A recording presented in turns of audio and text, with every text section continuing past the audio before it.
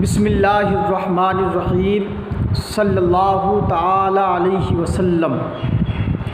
الحمد للہ رب العالمین والعاقبۃ للمتقین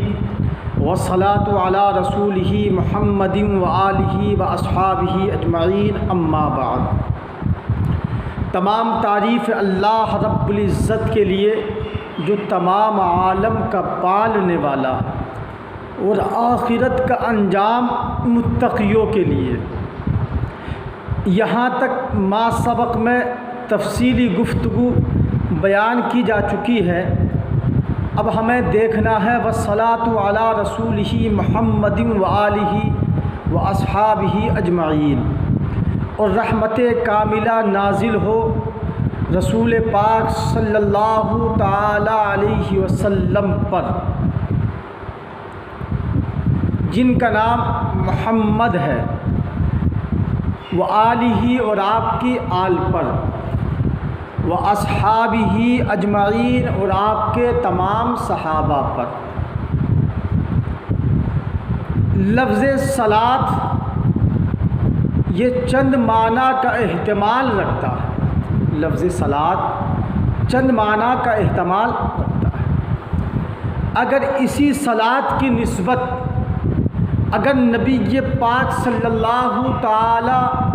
علیہ وسلم کی جانب کی جائے تو اس کا معنی یا تو درود ہوتا ہے یا رحمت مراد ہوتا ہے۔ اگر صلاۃ کی نسبت سرکار کی جانب کی جائے تو معنی درود مراد ہوگا یا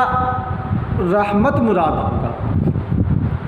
اور اگر اسی صلاۃ کی نسبت اگر فرشتوں کی جانب کی جائے تو اس کا معنی استغفار ہوتا ہے۔ اگر فرشتوں کی جانب اس صلاۃ کی نسبت ہو تو معنی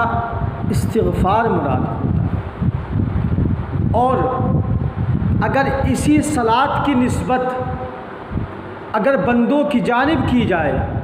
تو معنی اس کا دعا مراد ہوتا ہے، اس کا معنی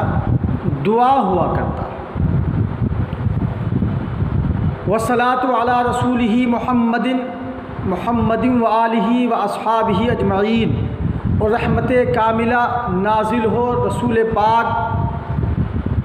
صلی اللہ تعالی علیہ وسلم پر، اللہ کے رسول محمد صلی اللہ تعالی علیہ وسلم پر، وآلہ اور آپ کی آل پر۔ لفظ آل، یہ آل کہا تو آل آخر آل میں کون لوگ مراد ہیں؟ رحمت کاملہ نازل ہو سرکار پر اور آپ کی آل پر، تو آپ کی آل میں کون داخل ہے؟ تو آل میں آل کے تعلق سے بہت سارے اقوال ہیں، مگر صرف میں ایک قول نقل کیے دیتا ہوں جو سب سے راجح قول ہے۔ آل میں حضرت علی رضی اللہ تعالی عنہ، حضرت فاطمۃ الزہرا، حضرت حسنین کریمین رضی اللہ تعالی عنہم اجمعین، یہ آل میں داخل ہیں، جن کو اہل بیت اطہار بھی کہا جاتا ہے، وہ لوگ آل میں داخل ہیں۔ واصحابہ اجمعین، اور آپ کے تمام صحابہ پر رحمت کاملہ نازل ہو۔ صحابہ اجمعین کہا تو لفظ اجمعین نے سرکار کے تمام صحابیوں کو داخل کر لیا، یعنی اب کوئی یہ کہے کہ ان صحابی پر سرکار رحمت نازل نہیں ہوتی، رحمت یا کسی صحابی کو زیادہ خاص کرے، جیسا کہ چند فرقہ باطلہ کا مذہب ہے، جیسا شیعہ، رافضی اور دوسرے چند فرقے ہیں کہ انہوں نے چند صحابیوں کو گالی بکی اور چند صحابیوں کی بہت زیادہ تعریف کی، تو گویا چند صحابیوں کی تعریف کرنا، چند صحابیوں کو گالی بکنا، تو یہ ان لوگوں کو ایمان سے خارج کر دیا کرتا ہے۔ یہ عقیدے کی بات، چونکہ سب کے سب صحابہ فضیلت والے ہیں، چاہے وہ مشہور صحابی چار حضرت صدیق اکبر ہوں، حضرت عمر، حضرت عثمان غنی، حضرت علی، یا وہ 10 صحابی کہ جن کو سرکار نے جنت کا مزدہ جافزہ دنیا میں ہی سنایا، یا دوسرے سرکار کے صحابی ہوں، سب کے سب سرکار کے صحابہ بعظمت ہیں۔ ہمیں سرکار کے تمام صحابہ کو ماننا ہے، اور صحابہ تو اس جماعت کا نام ہے،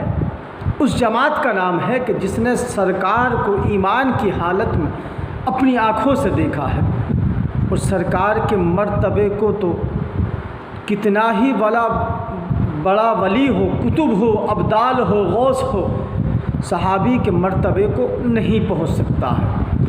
ارے یہ تو وہ صحابی ہیں جو کہ سرکار کے ساتھ میں رہے ہیں۔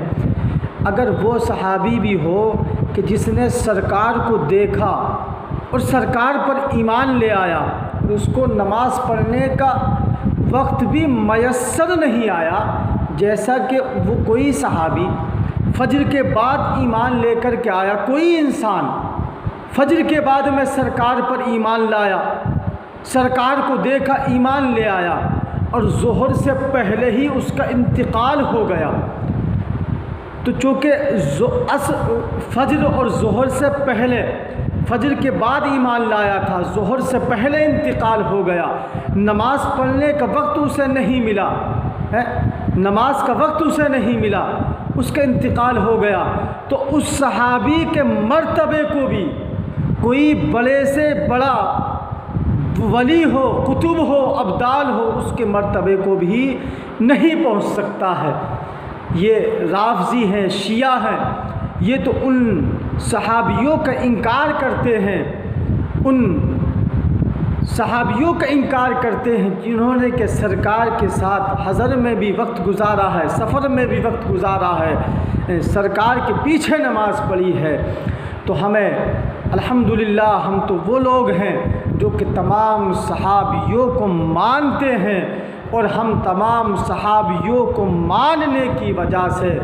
اور سرکار کے صحابہ کے طریقے پر چلنے کی وجہ سے ہم ایمان والے ہیں، اور الحمدللہ ہم ایمان پر ثابت ہیں۔ وہ لوگ سرکار کے صحابیوں کو گالی بک کر کے، انکار کر کر کے اپنا ایمان کھو بیٹھے ہیں، تو ہمیں تمام سرکار کے صحابیوں کو ماننا ہے۔ اما بعد، انشاءاللہ یہاں سے گفتگو